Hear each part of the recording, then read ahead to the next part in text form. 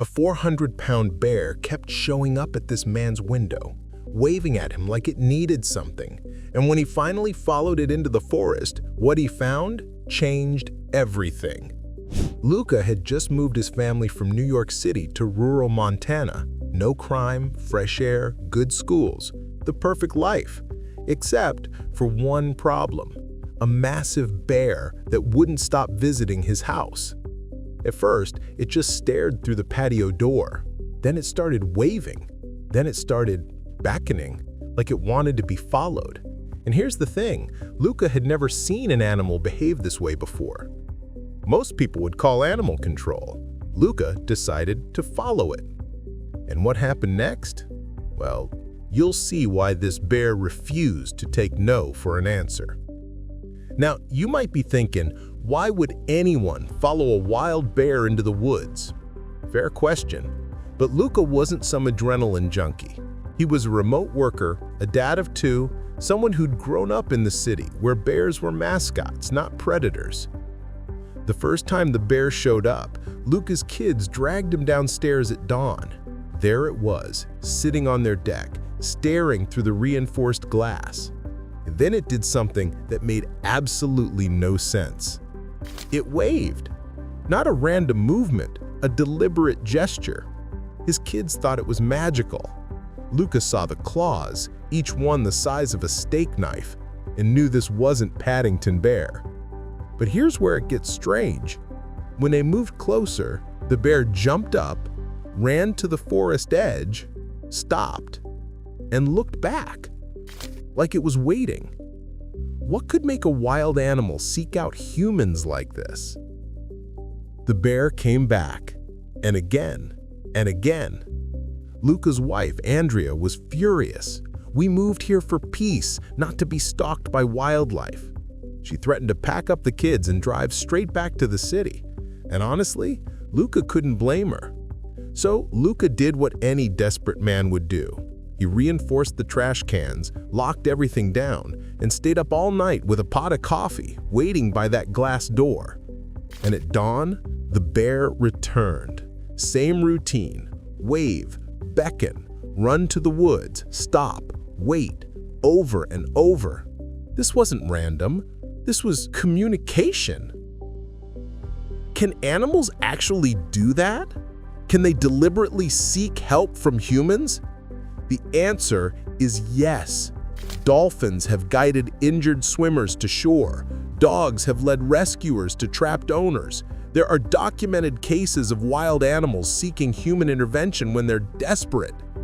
But bears? Bears are solitary, territorial. They avoid humans. So what was so urgent that this bear was willing to break every instinct it had? Luka was about to find out. The next morning, Luka made a choice that would either save a life or end his own. He grabbed his phone. No weapons, because what's a baseball bat gonna do against 400 pounds of muscle? And he opened that door. The bear took off, then stopped, looked back, waited.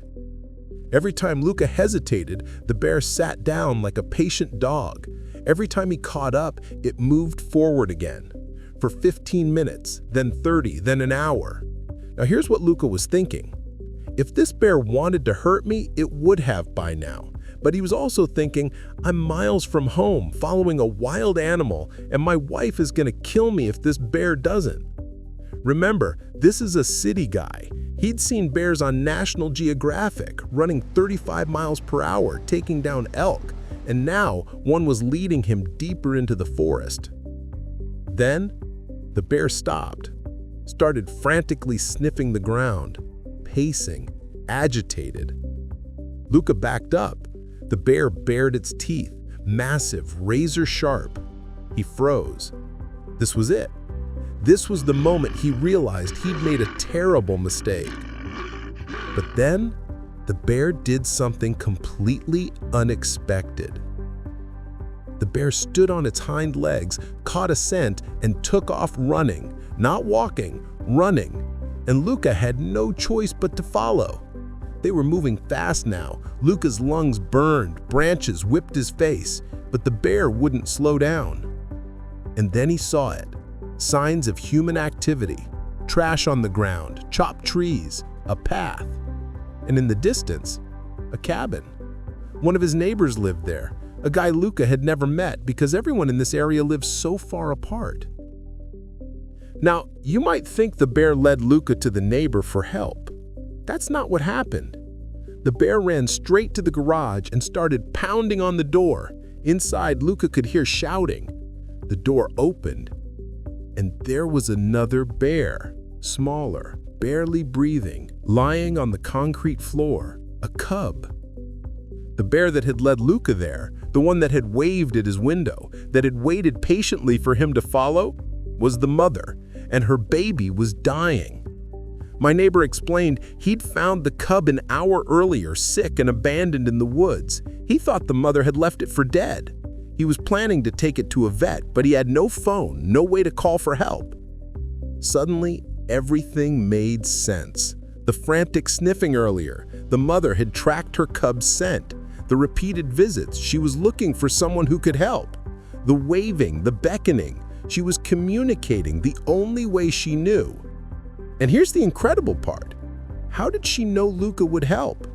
Maybe she'd watched him through that glass door, seen him with his own kids, Andrea, the family dinners. Maybe she recognized another parent. Maybe she understood that love transcends species. Luka called the park rangers. They arrived with a wildlife vet. The mother was transported to a temporary facility while her cub was treated. Within days, the cub recovered. They were both released together. Here's the ending. Luka and his family still see those bears. Not just the mother anymore. Now the cub comes too. Both healthy, both thriving. Andrea learned to love them. The kids watch from that safety of that reinforced glass. And sometimes, the mother bear still waves. But she doesn't beckon anymore. She doesn't need to. You know what this story really taught Luka? That intelligence, desperation, and parental love aren't uniquely human traits. That bear broke every survival instinct, approaching humans, trusting a stranger, leading him for miles, all because her baby needed help. She gambled her life on the chance that a human would understand. And Luka did.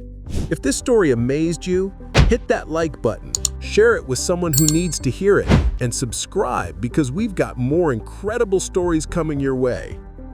What would you have done in Luka's situation?